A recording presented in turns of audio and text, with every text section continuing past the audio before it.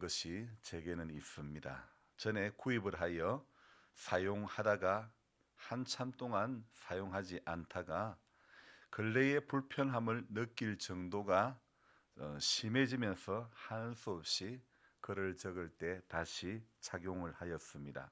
그것을 착용하는 순간 이 90도 아래로 쳐다본다는 것은 쉽지가 않습니다. 그래서 책을 본다는 것과 노트북을 보고 글을 적는다는 그 자체가 굉장히 힘든 그런 어떤 목을 숙이는 각도에 굉장한 제한을 받을 수가 밖에 없었죠. 머리를 숙여 본다는 것이 얼마나 부자연스러운지 모릅니다. 하지만 통증이 있고 거북목의 자세가 저도 모르게 계속되니 불편해도 착용할 수밖에 없었던 것이죠.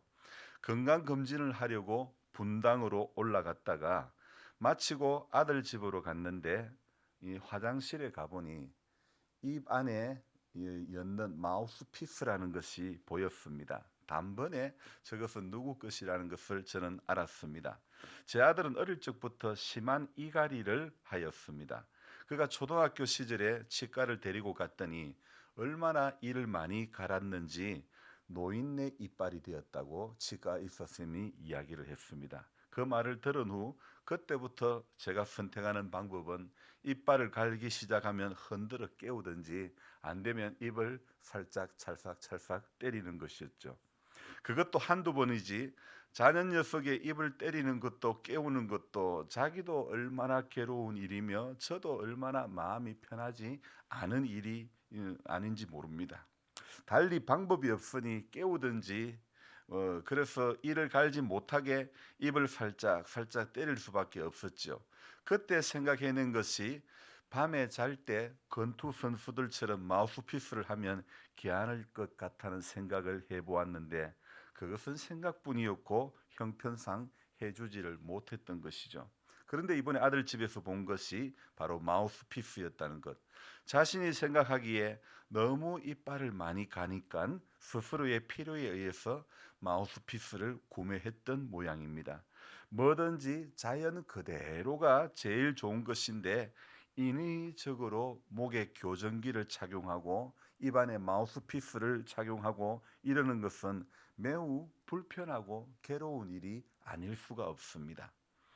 이런 것들은 몸에 생겨난 잘못된 자세로 인해서 분담해야 할 그런 고통이죠. 에스겔, 이 에스겔이라는 선지자는요, 이스라엘의 죄 때문에 선지자의 길을 걸어가는 그 에스겔의 고통 분담이 참 이루 말할 수가 없습니다. 차라리 육신적인 고통 부담이 덜하지 선지자로서의 고통 부담을 아는 채 사역한다는 것은 여러분 이것은 쉽지가 않은 것입니다. 제가 마을 사업의 추진위원장을 맡아 있다 보니 며칠 전 한 주민으로부터 엄청난 공격을 받았습니다. 그것도 우리 교우들이 보는 그 앞에서 말입니다. 어제 그 집에 방문해서 이야기를 이렇게 들어주는데 이분은 술만 안 드시면 거의 저의 광팬인 수준입니다. 이야기를 하는 도중에 커피를 내오고 얼마나 저를 신격화까지 하는 줄 모릅니다. 하지만 제가 없는 곳에서 주님을 영접하고 그리고는 얼마나 또 저를 공격하는지 모릅니다. 에스겔 이 선지자의 삶이 그랬던 것입니다. 제약 세상에서 정의의 선지자의 길을 걸어간다는 것이 정말 쉽지가 않은 일이죠.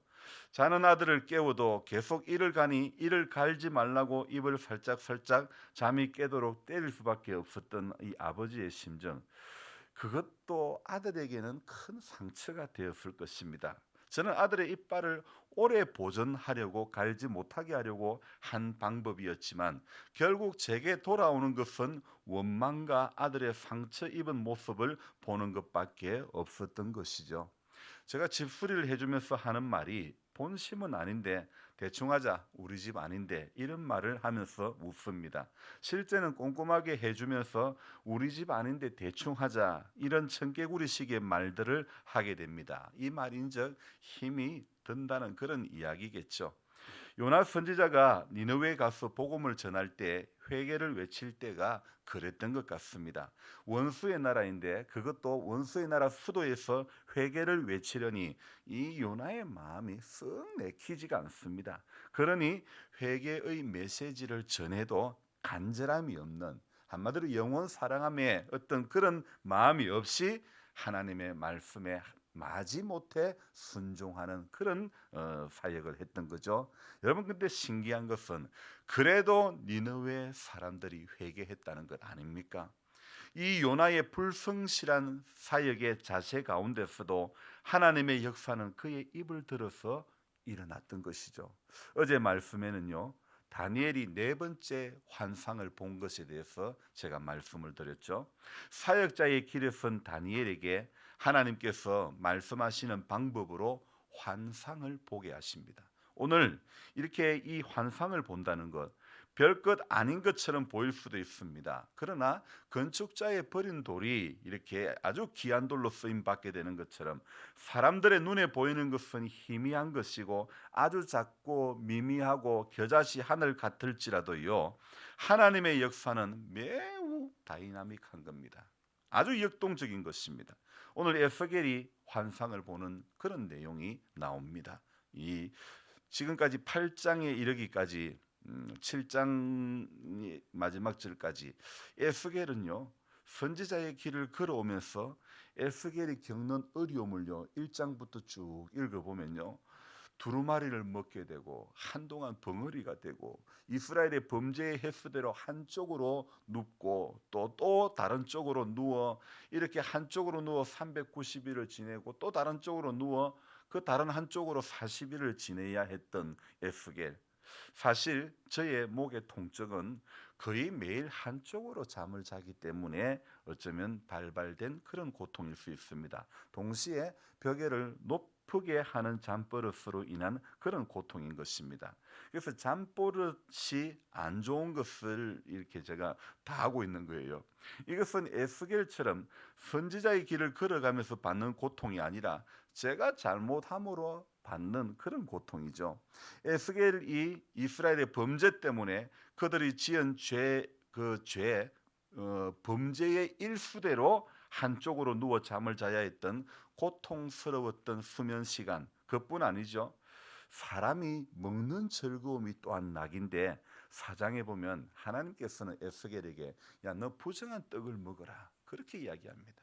우리가 뭐 어떤 절기가 되어서 떡을 하게 되면 그 집 떡 맛있다, 그 집에 하라, 이렇게 우리 교인들이 이야기를 많이 하시는데요, 하나님께서는 선지자 이 에스겔에게 에스겔아, 너는 부정한 떡을 먹어라, 이런 이야기를 합니다. 그리고 5장에서는요, 선지자로서의 사역 가운데 머리털을 밀고 수염을 이렇게 밀게 되고, 정말 사람들의 죄로 인해서 에스겔의 고통 부담이 점점 어떤 가중되는 그런 모습을 발견할 수 있는 것입니다. 우리는 고난 주간을 보내고 부활주일을 맞이했었고, 이제 그 의미를 또 한번 2023년도에 되새겨 보았지만은, 실제 인간의 죄를 담당하시려고 십자가를 지신 주님의 그 고통은 이루 말할 수가 없습니다. 만왕의 왕 내 주께서 왜 고초당했나, 이 벌레 같은 날 위해 그 보혈 흘렸네. 십자가 내가 처음 볼 때에 나의 마음의 큰 고통 사라져 오늘 믿고서 내 눈 밝았네. 참 내 기쁨 영원하도다. 여러분, 우리가 찬송을 쉽게 하지만은 주님의 십자가 지심은 이루 말할 수 없는 고통의 시간이었던 거죠. 에스겔 이 8장은요 6장과 더불어 어떤 내용의 말씀이냐면 우상 숭배에 대한 그런 말씀을 하고 있습니다. 자, 이 8장의 사건은요, 이미 에스겔이 하나님으로부터 첫 소명을 받은 후에 약 14달이 지난 1년 2개월이 지난 시점에 하나님께서는 에스겔에게 또 환상을 보여주시는데, 1장에서 보여주셨던 그 환상을 다시 8장에 와서 보여주시는 것입니다. 자, 근데 특이한 것은 환상 속에서 예루살렘으로 이동되어 그들의 죄악된 모습을 하나님이 싹 보여주시는 거예요. 가장 먼저 보는 것이 3절에 북문에 있는 질투의 우상입니다. 이 우상이 어떤 우상이었는지 정확히 알 수는 없지만 문제는 예루살렘 안에 이방인의 제단과 우상이 있다는 것. 바로 그 자체가 오늘 에스겔 8장에서 많이 나오는 단어가 뭐냐면 가증한 일이다. 가증한 일이다. 바로 이 우상의 그 제단과 우상이 있었다는 그 자체, 예루살렘 안에 그런 것이 있었다는 그 자체가 우리 하나님 보시기에는 너무도 가증한 일이죠. 에스겔에게 보여주시는 환상은 계속되는데 이번에는 다른 곳으로 가게 하시고 그곳에는 한 방이 있는데 딴 게 아니고 그 방에는 수많은 우상의 그림들이 그려져 있는 그런 방이라는 것입니다. 그런데요, 여러분, 더욱 놀라운 것은 그 방이에요. 그 방에 누가 있었느냐? 우리 11절 같이 읽어봅시다. 이스라엘 족속의 장로 중 70명이 그 앞에 섰으며 사반의 아들 야하샤냐도 그 가운데 섰고 각기 손에 향로를 들었는데 향연이 구름같이 오르더라. 여러분, 지금 여기에 오늘 10절에 보니까 내가 들어가 보니 각양 곤충과 가정한 짐승과 이스라엘 족속의 모든 우상을 그 사방벽에 그렸고 그 에스겔에게 보여주시는 그 한 방에 온 우상의 그림들이 그려져 있는데 거기에 그 방에 누가 있다고요? 이스라엘 족속의 장로 몇 명요? 70명. 여러분, 이거 참, 이거 유다의 지도자들이, 그것도 장로 중 70명이 그 앞에, 여러분 이거 한두 명이 아닙니다. 70명이 그 자리에 있었다는 것, 참 실로 부끄러운 일 아닙니까? 엊그제 노회가 신영주 교회에서 있었습니다. 죄송한 이야기지만 저는 개의 예배 시간에 목사지만은 일명 땡땡이를 치고 말았습니다. 왜냐하면 그날 설교자가 서울에 그 유명한 아들에게 합법적으로 교회를 물려준 분이 설교자로 온다는 소리를 미리 들었기 때문이죠. 저는 그 교회의 쓰라린 면을 너무나 잘 알고 있습니다. 목사님과 가까운 사람들이 누리는 특혜는 실로 엄청난 것이었고 그 실세 밖에 사람들은 마치 인도의 불가촉 천민 취급을 받으며 신앙생활을 하는 것 같은 그런 모습을 저는 똑똑히 보았기 때문입니다. 여러분, 한 교회를 섬기면서 누구는 성골 취급을 받고 누구는 진골 취급을 받는 것은 참 아이러니한 일이 아닐 수가 없었죠. 그는 설교 시간에 전부 사람들이 자기 아들 편을 들어주었다는 말을 하였다고 했는데 그곳에 함께 예배드리는 많은 사람들이 아무도 아멘도 없었고 지죽은 듯이 조용했다고 합니다. 이미 영적인 영향력을 상실한 마치 발톱과 이빨이 빠진 사자와 같고 날개가 부러진 독수리와 같은 그런 모습이었던 것 같습니다. 어쩌면 오늘 11절의 모습이 그날 노회 개회 예배 드리는 그 현장에서 재현된 것이 아닌가 싶습니다. 제가 그 예배를 땡땡이 친 것은 분명히 잘못된 일이지만 그 자리에 있었다면 저는 분명히 세습은 잘못된 것입니다 라고 분명히 말할 것이 뻔했기 때문입니다. 말을 해도 들을 귀가 있는 사람에게 말을 해야 하는 것이지요. 들을 귀가 없는 사람에게 말하는 것은 소용이 없는 일인 것 같이 생각되었습니다. 저의 이러한 말이 불편하게 들리는 분들이 있을 수도 있겠지만 하지만 저는 아닌 것은 아니라고 말할 수 있는 것이 적어도 제가 생각하는 신앙 양심이라는 것입니다. 비록 아버지로서 좋은 소리는 못 들었어도 이빨을 가는 아들의 입을 때리는 것은 아들의 이빨을 좀 더 오래 보존하기 위해서 어쩔 수 없는 애비된 사람의 선택이었던 것이죠. 오늘 에스겔이 하나님의 환상을 보고 알아주지 않는 그 길을 걸어가는 겁니다. 여러분, 오늘 우리도 마찬가지입니다. 에스겔이 간 그 길, 알아주지 않는 그 길을 오늘 저와 여러분들이 걸어가는 한 인생이 되어야 하는 것입니다. 하나님의 말씀이 우리를 보호해 주시는 것입니다. 우리를 오랫동안 보존해 주시는 것입니다. 말씀이 제 아들의 이빨을 보존하는 마우스피스와 같이 우리 인생의 마우스피스가 되어서 저와 여러분들을 오랫동안 이렇게 보존해 주시는 줄로 믿습니다. 말씀이 저의 불편한 목을 바로 잡아주는 이 목 교정기 역할을 하는 그런 것을 우리는 깨달아야 되는 것입니다. 오늘도 들을 귀가 있고 듣고 순종하는 성도의 길을 저와 여러분들이 걸어가야 될 줄로 믿습니다. 기도하겠습니다. 하나님 아버지, 우리는 신앙생활하면서 무엇이 옳고 그른 것을 바로 분별할 수 있기를 소망해 봅니다. 에스겔, 알아주지 않는 그 길을 걸어가면서 얼마나 많이 고독했을까요? 얼마나 하나님의 환상을 보면서 그 속에, 그의 마음 속에 그 보여주시는 것 따라, 말씀 따라 순종하며 살아간다는 그 자체가 얼마나 많은 고통을 분담을 해야 되는지 모릅니다. 한쪽으로 모로 누워서 390일, 40일 이렇게 지낸다는 것 자체가, 제가 한쪽으로 누워 자면서 목에 이 고통이 시작된 것을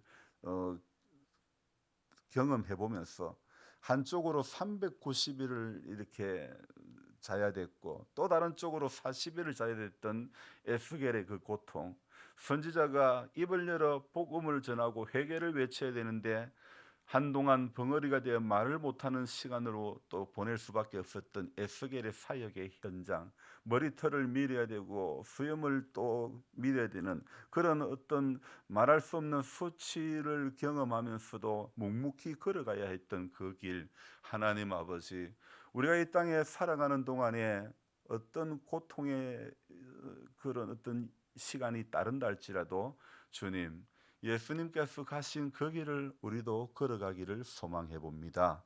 주님, 수많은 선지자가 하나님의 부름을 받아 주님께서 보여주신 환상에 따라 순종하며 갔던 그 길을 오늘 우리도 묵묵히 같이 걸어갈 수 있도록 도와 주시옵소서. 결국은 말씀이 우리 인생을 보존해 주는 것이고 결국은 말씀이 우리의 육체를 보존해 주시는 줄로 믿습니다. 우리의 영과 육이 하나님의 말씀에 붙들림 바 되어서 그 교훈에 하나님 우리 모두가 붙들려 살게 해 주시기를 원합니다. 우리가 생각하는 어떤 가치보다도 하나님의 성경의 말씀이, 기록된 말씀이 우리에게 들려주시고 성령께서 감동으로 주시는 그 마음이 오늘 우리가 순종하여야 될 방향이고 자세임을 알게 해 주시기를 원합니다. 하나님, 이날 하루도 우리의 인생 이 하루의 삶 가운데서도 주님 가장 중요한 가치에 붙들려 살아가는 우리 모두가 될 수 있도록 하나님 도와주시옵소서.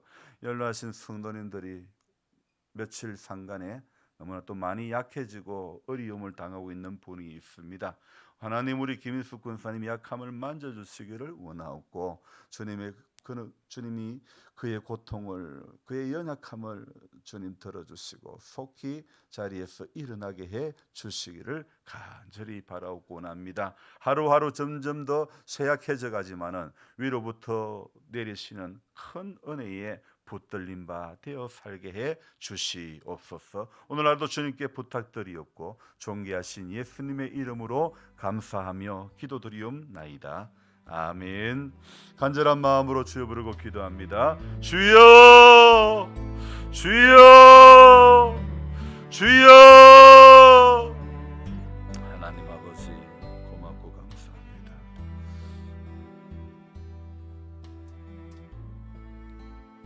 하나님의 선한 손길에